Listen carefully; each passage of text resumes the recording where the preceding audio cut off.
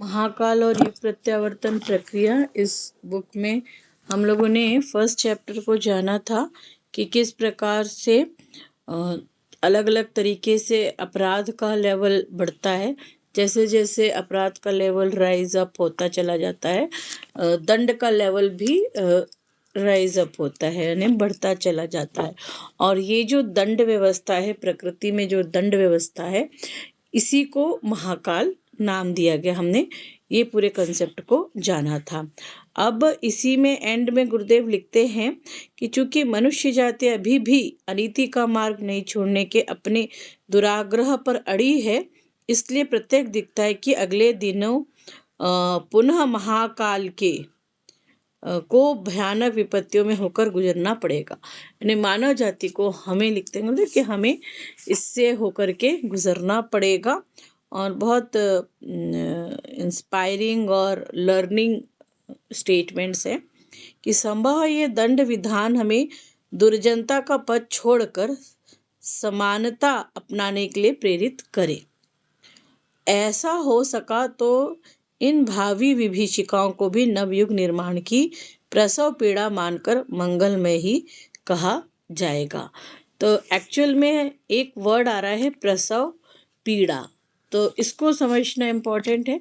प्रसव पीड़ा से का क्या मतलब होता है कि जब डिलीवरी होती है तो उस समय जो लेडी है, प्रेग्नेंट लेडी जो है, उसको पेन हो रहा है, बट वो उस पेन को पॉजिटिव ले रही है कि बेबी आने वाला है। और फैमिली मेंबर्स सब लोग उसे इसी तरह लेंगे कि ये it's a happening thing, it's a pleasure, that pain is there. वहाँ पर दुख है, तकलीफ है, कष्ट है, कठिनाइयाँ हैं, बट उसको हम पॉजिटिव लेते हैं।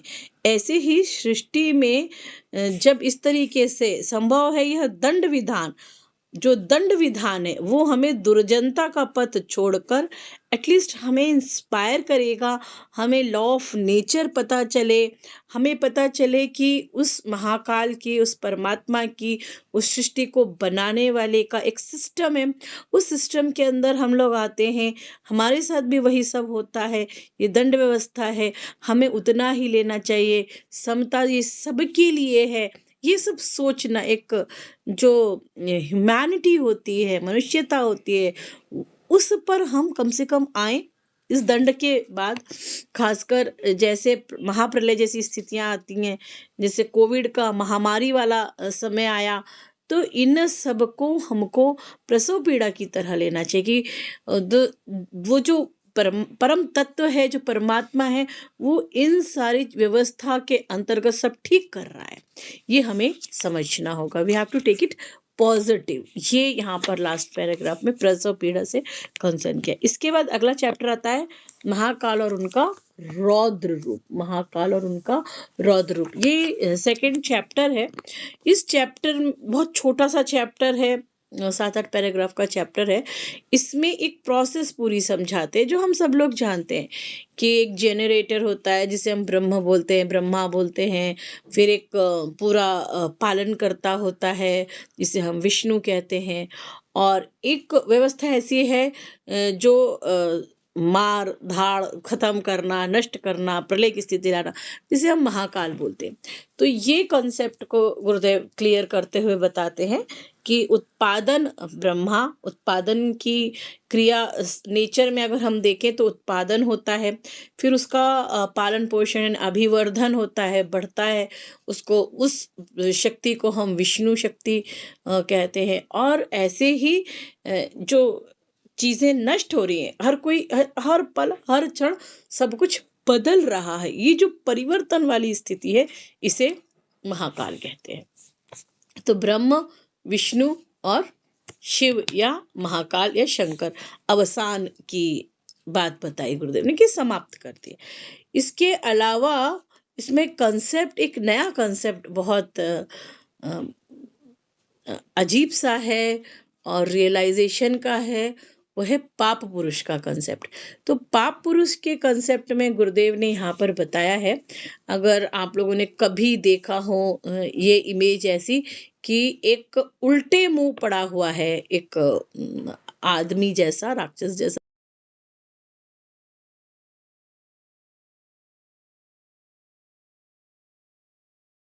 महाकाल और युग प्रत्यावर्तन प्रक्रिया, इस बुक में हम लोगों ने फर्स्ट चैप्टर को जाना था कि किस प्रकार से अलग अलग तरीके से अपराध का लेवल बढ़ता है। जैसे जैसे अपराध का लेवल राइज अप होता चला जाता है, दंड का लेवल भी राइज अप होता है, यानी बढ़ता चला जाता है। और ये जो दंड व्यवस्था है, प्रकृति में जो दंड व्यवस्था है, इसी को महाकाल नाम दिया गया। हमने ये पूरे कंसेप्ट को जाना था। अब इसी में एंड में गुरुदेव लिखते हैं कि चूंकि मनुष्य जाति अभी भी अनीति का मार्ग नहीं छोड़ने के अपने दुराग्रह पर अड़ी है, इसलिए प्रत्येक दिखता है कि अगले दिनों पुनः महाकाल के को भयानक विपत्तियों में होकर गुजरना पड़ेगा। यानी मानव जाति को हमें लिखते हैं कि हमें इससे होकर के गुजरना पड़ेगा। और बहुत इंस्पायरिंग और लर्निंग स्टेटमेंट्स है कि संभव ये दंड विधान हमें दुर्जनता का पथ छोड़कर समानता अपनाने के लिए प्रेरित करे। ऐसा हो सका तो इन भावी विभीषिकाओं को भी नवयुग निर्माण की प्रसव पीड़ा मानकर मंगलमय ही कहा जाएगा। तो एक्चुअल में एक वर्ड आ रहा है प्रसव पीड़ा, तो इसको समझना इम्पोर्टेंट है। प्रसव पीड़ा से का क्या मतलब होता है कि जब डिलीवरी होती है तो उस समय जो लेडी है, प्रेग्नेंट लेडी जो है, उसको पेन हो रहा है, बट वो उस पेन को पॉजिटिव ले रही है कि बेबी आने वाला है, और फैमिली मेंबर्स सब लोग उसे इसी तरह लेंगे कि ये it's a happening thing, it's a pleasure, that pain is there. वहाँ पर दुख है, तकलीफ है, कष्ट है, कठिनाइयाँ हैं, बट उसको हम पॉजिटिव लेते हैं। ऐसे ही सृष्टि में जब इस तरीके से संभव है, यह दंड विधान, जो दंड विधान है वो हमें दुर्जनता का पथ छोड़कर एटलीस्ट हमें इंस्पायर करेगा, हमें लॉ ऑफ नेचर पता चले, हमें पता चले कि उस महाकाल की, उस परमात्मा की, उस सृष्टि को बनाने वाले का एक सिस्टम है। उस सिस्टम के अंदर हम लोग आते हैं, हमारे साथ भी वही सब होता है, ये दंड व्यवस्था है, हमें उतना ही लेना चाहिए, समता ये सबके लिए है। ये सब सोचना, एक जो ह्यूमैनिटी होती है, मनुष्यता होती है, उस पर हम कम से कम आए। इस दंड के बाद खासकर जैसे महाप्रलय जैसी स्थितियां आती हैं, जैसे कोविड का महामारी वाला समय आया, तो इन सबको हमको प्रसव पीड़ा की तरह लेना चाहिए कि वो जो परम तत्व है, जो परमात्मा है, वो इन सारी व्यवस्था के अंतर्गत सब ठीक कर रहा है। ये हमें समझना होगा। We have to take it positive. ये यहाँ पर लास्ट पैराग्राफ में प्रसव पीड़ा से कंसर्न किया। इसके बाद अगला चैप्टर आता है महाकाल और उनका रौद्र रूप। महाकाल और उनका रौद्र रूप, ये सेकंड चैप्टर है। इस चैप्टर बहुत छोटा सा चैप्टर है, 7-8 पैराग्राफ का चैप्टर है। इसमें एक प्रोसेस पूरी समझाते हैं जो हम सब लोग जानते हैं कि एक जेनरेटर होता है जिसे हम ब्रह्म बोलते हैं, ब्रह्मा बोलते हैं। फिर एक पूरा पालन करता होता है जिसे हम विष्णु कहते हैं। और एक व्यवस्था ऐसी है जो मार धाड़ खत्म करना, नष्ट करना, प्रलय की स्थिति लाना, जिसे हम महाकाल बोलते हैं। तो ये कॉन्सेप्ट को गुरुदेव क्लियर करते हुए बताते हैं कि उत्पादन ब्रह्मा, उत्पादन की क्रिया नेचर में अगर हम देखें तो उत्पादन होता है, फिर उसका पालन पोषण अभिवर्धन होता है, बढ़ता है, उसको उस शक्ति को हम विष्णु शक्ति कहते हैं। और ऐसे ही जो चीजें नष्ट हो रही हैं, हर कोई हर पल हर क्षण सब कुछ बदल रहा है, ये जो परिवर्तन वाली स्थिति है, इसे महाकाल कहते हैं। तो ब्रह्म, विष्णु और शिव या महाकाल या शंकर अवसान की बात बताई गुरुदेव ने कि समाप्त कर दी। इसके अलावा इसमें कंसेप्ट, एक नया कंसेप्ट बहुत अजीब सा है और रियलाइजेशन का है, वो है पाप पुरुष का कंसेप्ट। तो पाप पुरुष के कंसेप्ट में गुरुदेव ने यहाँ पर बताया है, अगर आप लोगों ने कभी देखा हो ये इमेज ऐसी कि एक उल्टे मुंह पड़ा हुआ है, एक आदमी जैसा, राक्षस जैसा दिखता है वो थोड़ा सा, और उसे पाप पुरुष कहते हैं। पाप पुरुष का कंसेप्ट दिया कि औंधे मुंह पड़ा है, और वो जो है वो मानवीय चेतना में प्रवेश करके जीव को नाना प्रकार के प्रलोभन देता है। तो ये जो पैराग्राफ है, थर्ड पैराग्राफ पेज 13 में, ये सबसे इम्पॉर्टेंट है इस पूरे चैप्टर का। इसको हमें समझना है कि the same thing, same beingness is इन विद अस, ये हमारे अंदर है, और हम ऐसी ही जिंदगी जी रहे हैं। क्या कहते हैं कि पाप पुरुष असुरत्व, मानवीय यानी पाप पुरुष रूपी असुरत्व मानवीय अंतः चेतना में अनेक छद्म रूप धारण कर प्रवेश करता रहता है।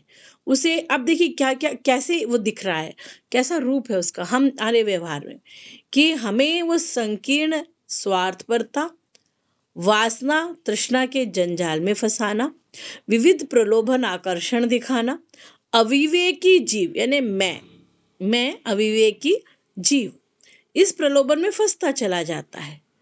अपनी ललक लिप्सा की पूर्ति के लिए एक से एक अनोखे प्रपंच रचता है। पाप पुरुष की प्रवंचना से जकड़ा हुआ प्राणी केवल वासना तृष्णा की पूर्ति में ही रस लेता है। ये हम लोगों का जीवन जो चल रहा है उसको हम समझने की कोशिश करेंगे तो पता चलेगा कि जीव कैसे संसार में पाप पुरुष के माया जाल में, वो पाप पुरुष वर्ड यूज किया है, वो एक एनर्जी फॉर्म है जो कि अट्रैक्शन है। इसे आजकल मैं उसे जलंधर भी कहती हूँ, और जो मुझे समझ में आया कि वो जलंधर रूप भी वही है, और यहाँ पाप पुरुष रूप बताया गया है, अलग अलग नामों से जगह जगह बताया। तो इसमें मेन हो क्या रहा है कि हम जीवन के उद्देश्य और हमारे कर्तव्य धर्म की ओर से आंख उठाकर देखने की भी हमारी इच्छा नहीं होती, हम सोच भी नहीं पाते कि there is some purpose of our life, हमारी जिंदगी का, हमारे जीवन का कुछ उद्देश्य भी है, ये तो हमने कभी सोचना ही नहीं, आवश्यकता ही नहीं है। और हमें बस टाइम का है, सुविधा का है। कामनाओं का इतना बड़ा पर्वत हमारे सामने खड़ा है जिस पर चढ़ते चढ़ते सारी शक्ति हमारी चुक जाती है। अभाव ही अभाव हमें चारों ओर दिखता है, और जितना भी है वो सब हमें कम ही दिखता है। और फिर ऐसी स्थिति में तुर्त फुर्त यानी फटाफट, चाहे वो क्रेडिट कार्ड से करना हो, चाहे किसी से ले करके करना हो, तुर्त फुर्त बहुत कुछ समेट लेने, बहुत कुछ बरतने, बहुत कुछ भोग लेने के लिए हम किसी भी मार्ग के लिए हम अवलंबन ले लेते हैं, अनीति का भी ले लेते हैं। गुरुदेव कह रहे हैं कि पाप पुरुष के जाल जंजाल में जकड़ा जीव अनीति ही सोचता है, अनीति बरतता है, मर्यादाओं का पालन करने में उसे दरिद्रता पल्ले बंधती दिखती है। अगर हम मर्यादा में रहें तो ये हमें ऐसे लगता है कि भैया ये तो गड़बड़ मामला है, कि क्या मर्यादा करना है, छोड़ो छाड़ो, खाओ पियो मौज करो, यही तो जिंदगी है। संचय रूखा और नीरस नहीं लगता, यहाँ पे नहीं होना चाहिए था संचय, यानी बस जोड़ जोड़ के रखना। इसलिए संचय और उपभोग की दिशा में दौड़ने में बुद्धिमानी प्रतीत होती है। इस घुड़दौड़ में कर्तव्य आदर्श पीछे रह जाते हैं, अनीति ही एकमात्र सहचरी बन जाती। तो पूरा सबसे इस पूरे चैप्टर का जो निचोड़ था वो था पाप पुरुष, जो जीव पड़ा हुआ है उल्टे औंधे मुंह गिरा हुआ दिखता है। तो इसलिए गुरुदेव कहते हैं इसमें अगले पैराग्राफ में कि महापुरुषों, देवदूतों, ऋषि मनीषियों द्वारा सुधार ऐसा करने का कई बार प्रयास भी किया सब कुछ, तो लेकिन सिंपल ने अब तो चीर फाड़ करनी पड़ेगी। महापुरुष आते हैं, गुरुजन आते हैं, समझाते हैं, बताते, नहीं समझता है जीव, तो अब चीरफाड़ करने की आवश्यकता पड़ती है। फिर कहते हैं कि वर्तमान संसार की दुर्दशा भौतिक संपन्नता किंतु आत्मिक क्षेत्र में बिल्कुल उल्टी है। हम भौतिक फिजिकल फॉर्म में तो बहुत डेवलप होते चले जाते हैं, बाह्य दृष्टि से देखें तो आज इनफैक्ट गुरुदेव ने तो 50 साल पहले पुस्तक लिखी थी, उस समय कहते हैं कि इतना बढ़िया कभी नहीं रहा। हम तो कहेंगे आज की डेट में एक पूरी वसुधा ही कुटुंब बन गए, पूरे वर्ल्ड पर हम लोग एक प्रकार से इंटरनेट के माध्यम से रह रहे हैं, कभी भी कोई भी कहीं भी किसी से भी कनेक्ट कर ले रहा है।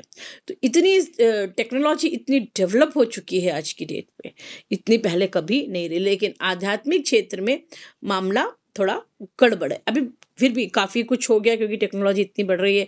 आज हमारे जैसे इंसान लिटरेचर पढ़ करके देश दुनिया में कहाँ-कहाँ पहुँचा पा रहे हैं, समझा पा रहे हैं। तो पुरुषार्थ चल रहा है, सुधार हो रहा है। लेकिन गुरुदेव का कहना है कि मामला अभी और चलेगा, बनेगा। तो ये और वर्तमान संसार की दुर्दशा, भौतिक संपन्नता तो ये आध्यात्मिक क्षेत्र पर अब हमें काम करना होगा, पर इसमें कह रहे हैं उल्टी चल रही है। तो ये सारी बातें बताते हुए फिर रिसाइक्लिंग प्रोसेस को बताते हैं कि कैसे सारा अगर हम देखें पुनर्निर्माण जब होता है, जैसे पीतल के बर्तन होते हैं, तो पीतल के बर्तनों को खूब पिघलाया जाता है, गलाया जाता है। रिसाइक्लिंग प्रोसेस पूरा बता रहे हैं कि जब बड़ी बड़ी मशीनें खराब हो जाती है तो उन्हें गलने में डाल दिया जाता है। तो ऐसे ही मनुष्य का जब अंतःकरण मामला जब गड़बड़ा जाता है, वो कहते हैं कि अंतःकरण भी अब टूटे बर्तनों और घिसे टाइप की तरह दम्भी होने के कारण बेकार हो गए। अब उन्हें नए सिरे से गलना ढलना पड़ेगा। गलाने ढालने फैक्ट्रियों में तेजी से आग की भट्टी जलती रहती है। उन रद्दी धातुओं का प्रथम संस्कार उन्हीं से होता है। यानी मामला गड़बड़ है तो सबसे पहले तपाया जाएगा। तो गुरुदेव कहते हैं करोड़ों अरबों हृदयहीन घिसे टूटे मनुष्यों को उसके वास्तविक उपयोगी स्वरूप में परिवर्तित करने के लिए जो भट्टी जलाई जाएगी, उसके लिए बहुत बड़ी, बहुत व्यापक व्यवस्था होगी। महाकाल इसी विधि व्यवस्था में इन दिनों लगा हुआ है। 50 साल पहले की पुस्तक है। अब इसमें इसके पश्चात गुरुदेव बताते हैं कि जो प्रकृति है, एक नया कंसेप्ट बोले या हम लोगों के लिए नया कंसेप्ट है कि हम लोग जो अध्यात्म में स्टडी कर रहे हैं उनके लिए, कि इसमें गुरुदेव कहते हैं कि पंच तत्वों से ये जैसे ये हमारा शरीर 5 तत्वों से बना हुआ है। एक दिन बूढ़ा होगा और जरा जीर्ण होगा, बुढ़ापा आ जाएगा, उसके बाद ये फिर इसी पंच तत्वों में विलीन हो जाएगा। मिट्टी का बना शरीर मिट्टी में विलीन हो जाएगा, अग्नि तत्व अग्नि में भस्म हो जाएगा, राख बन जाएगा, सब कुछ नष्ट हो जाएगा। ये शरीर क्षणभंगुर, शरीर पूरा जल के भस्म हो जाएगा, गंगा जी में मिला दिया जाएंगे, अस्थियां विसर्जित हो जाएंगी, पता भी नहीं चलेगा। एक दिन पहले ये शरीर था और आज अचानक एक झटका आया और अगले दिन पंच तत्वों में विलीन। ये हम देख रहे हैं हमारे कितने भाई बंधुओं के साथ हो रहा है। तो ये केवल इस शरीर के साथ नहीं होता। गुरुदेव इसमें ये बहुत ही मार्मिक बताते हैं कि पंच तत्वों से बनी प्रकृति जब जरा जीर्ण हो जाती है, तत्व बूढ़े होने लगते हैं। ये जो पंच तत्वों की पूरी सृष्टि भी पंच तत्वों से बनी है और ये भी तत्व बूढ़े होने लगते हैं, अपना काम समय से नहीं करते हैं, ऋतुएं समय से नहीं आती हैं, सारा मामला गड़बड़ सड़बड़ होने लगता है। और ऐसी स्थिति में महाकाल का अंतिम तांडव तांडव नृत्य इस ब्रह्मांड को चूर्ण विचूर्ण कर छितरा बिखरा देने वाली महाज्वालाएं प्रचंड करता है। नई सृष्टि के सृजन की भूमिका संपादित करने के लिए फिर ये महाकाली फिर अपने प्रसव प्रजनन की तैयारी में लग जाती है। तो ये इसमें यहाँ पर समझाया। काल रात्रि की उस महानिशा का महारात्रि का बड़ा श्रृंगार पूर्ण वर्णन पुराणों में मिलता है। महानिशा समाप्त होने पर फिर सृष्टि नए सिरे से उत्पन्न होती है। तो यहाँ पर फिर से जन्म होता है, प्रलय। तो ये गुरुदेव यहाँ बताते हैं लास्ट के पैराग्राफ में कि महाप्रलय करोड़ों वर्ष बाद होती है, पर युग परिवर्तन के अवसर पर खंड प्रलय, छोटे छोटे प्रलय जो हैं, खंड प्रलय जैसा एक भयानक विस्फोट प्राय होता रहता है। छोटे छोटे प्रलय ये बीच बीच में आते रहते हैं। ये महाकाल के खंड नर्तन हैं और इन्हें भी तांडव नृत्य ही कहते हैं। पर जब मानवीय मनोभूमि अत्यधिक दूषित होकर उस स्तर पर पहुंच जाती है, सुधारक के सामान्य क्रियाकलाप निरर्थक सिद्ध होने लगते हैं, तो महाकाल अपने तीव्र अस्त्रों का प्रयोग करते हैं। प्राय ऐसी परिस्थितियों में जन समाज को कड़े दंड देने के लिए लोमहर्षक प्रक्रिया अपनानी पड़ती है। लोमहर्षक प्रक्रिया अपनानी पड़ती है और भयानक क्रूर कर्म को करने के लिए अवसान के देवता, मतलब अब वही बात आ रही ना कि अवसान, जब एक अभिवर्धन, एक पालन पोषण, अभिवर्धन पालन पोषण, एक उत्पादन और एक अवसान यानी कंप्लीटनेस, पूरा वैनिश होने वाली वो प्रक्रिया जो है तो वो होती है, अपनानी पड़ती है। इस भयानक क्रूर कर्म को करने के लिए अवसान के देवता शंकर जब रौद्र रूप धारण करते और उथल पुथल की रक्त रंजित क्रिया पद्धति अपनाते तो उन्हें रुद्र कहते हैं। रुद्र कब कहते हैं? जब वो रौद्र रूप अपनाते हैं तो उन्हें रुद्र कहते हैं। और गुरुदेव यहाँ पे कंसेप्ट क्लियर करते हैं कि इस कल्प के आरंभ से, हम लोग बोलते हैं ना वाराह कल्पे, तो इस कल्प के आरंभ से लेकर अब तक महाकाल को 11 बार रुद्र रूप धारण करना पड़ा है। एक वाराह कल्प में अभी तक 11 बार रुद्र रूप धारण करना पड़ा है। पुराणों में 11 रुद्रों के नाम और उनके चरित्रों का विस्तृत वर्णन है। तो ये जो चैप्टर था इसमें महाकाल के रुद्र रूप का वर्णन किया, ये सेकेंड चैप्टर था। फिर थर्ड चैप्टर आता है जिसमें त्रिपुरारी महाकाल द्वारा 3 महादैत्यों का उन्मूलन आता है। तो इसको हम आगे समझेंगे। त्रिपुरारी महाकाल द्वारा, त्रिपुरारी महाकाल क्या है और 3 महादैत्य कौन है, इनको जानेंगे। इसके बाद ये वो थर्ड चैप्टर होगा। थर्ड के बाद जो फोर्थ चैप्टर है उसमें काम कौतुक की